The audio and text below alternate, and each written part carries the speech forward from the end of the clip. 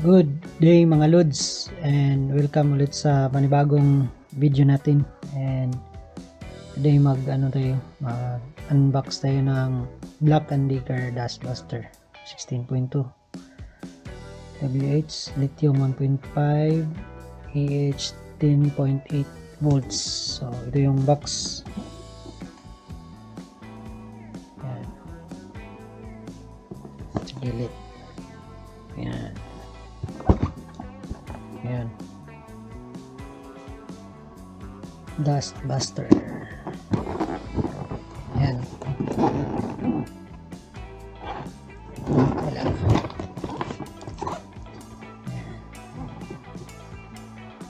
So nakalagay dito 2-year warranty. Ito yung specification nyo.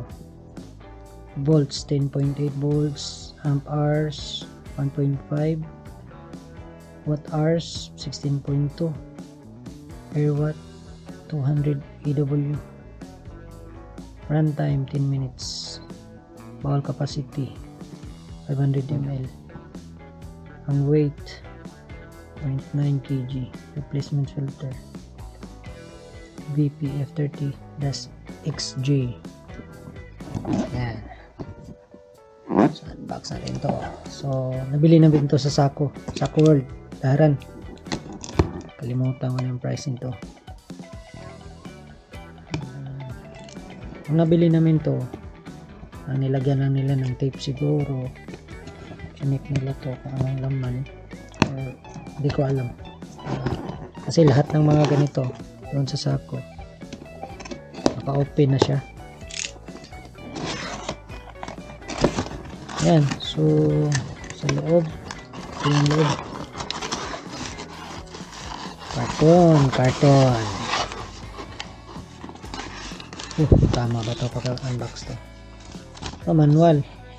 May kasama ng manual. Yan, manual.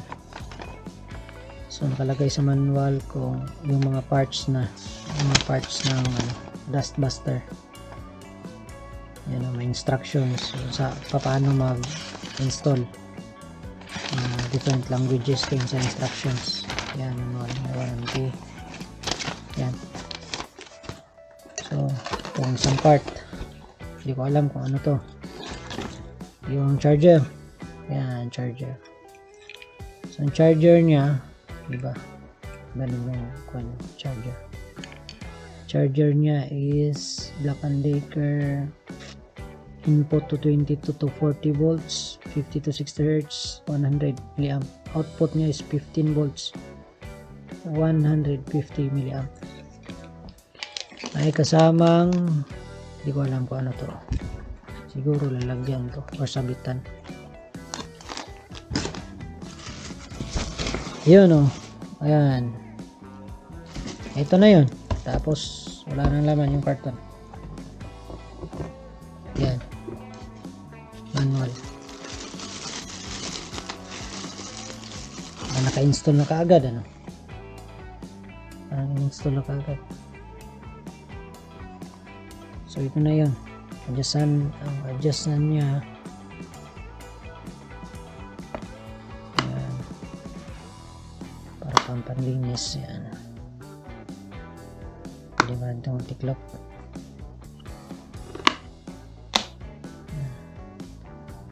Tapos mag-empty ng yun. Ito yung filter. So, tingnan natin sa manual. Yan. Naka-install na yung mga parts.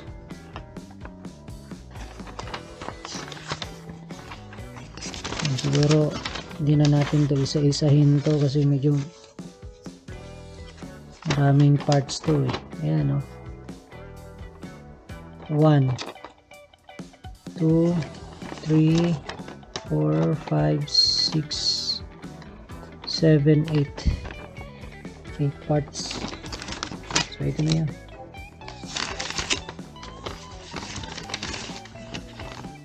8 parts.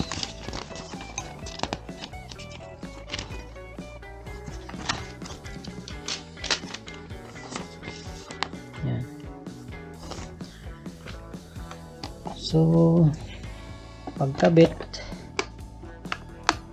ayan, diretso na. Tatanggalin lang. Diba? Mayroon na siyang baterya kaagad. Ayan. So mamaya titesting natin ito mamaya, panglinis. Handy lang siya, handy.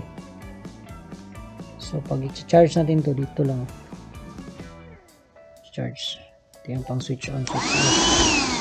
Ito yung pang tanggal ng mga dust. So yan lang.